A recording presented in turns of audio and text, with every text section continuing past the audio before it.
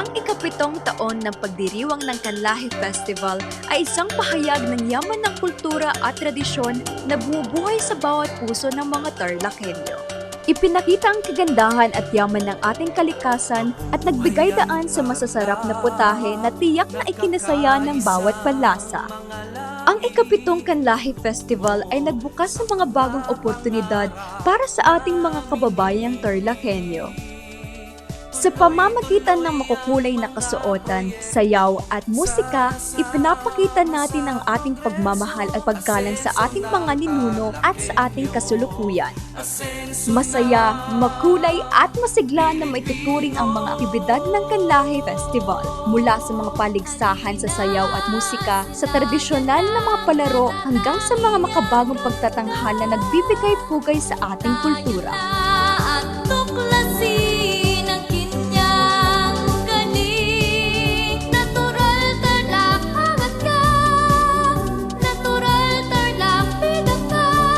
Ang Canlaje Festival ay isang mensahe ng pagkilala at pagpapahalaga sa mga natatanging kultura at tradisyon na bumubuo sa Tarlac.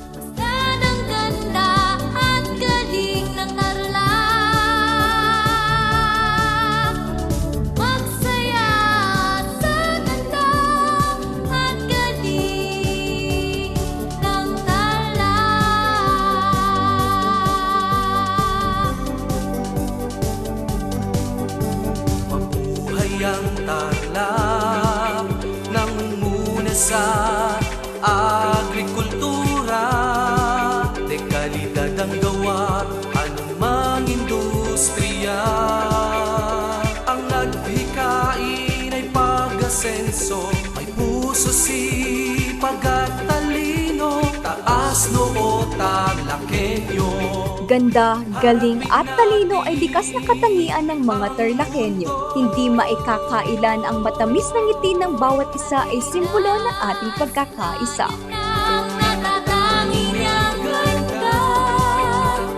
Tayo na at tuklasin ang kanyang galing. Natural Tarlac ang nagka.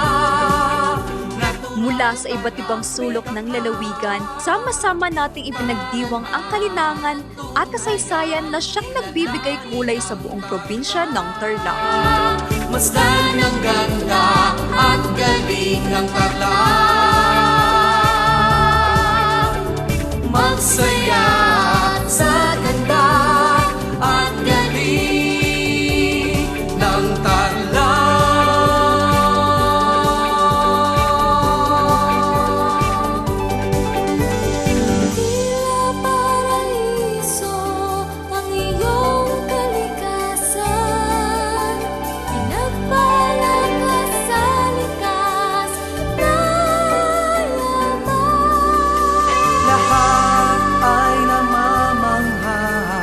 At nahuhumaling sa angking mong ganda at galing.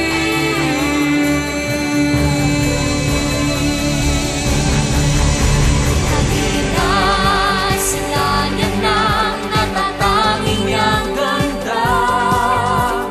Tayo na at tuklasin ang kanyang galing. Natural Tarlac ang nagka, natural Tarlac bidaka.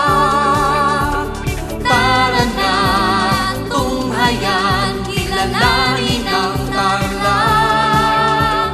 Masdan ang ganda at galing ng Tarlac. Magsaya sa ganda at galing ng Tarlac.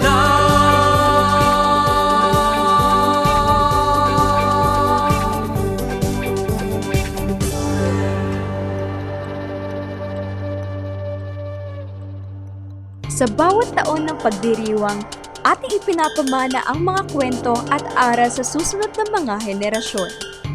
Ang Canlaje Festival ay isang paalala na sa kabila ng mga pagbabago at pagsubok, ang ating kultura at tradisyon ay mananatiling buhay at patuloy na nagbibigay inspirasyon.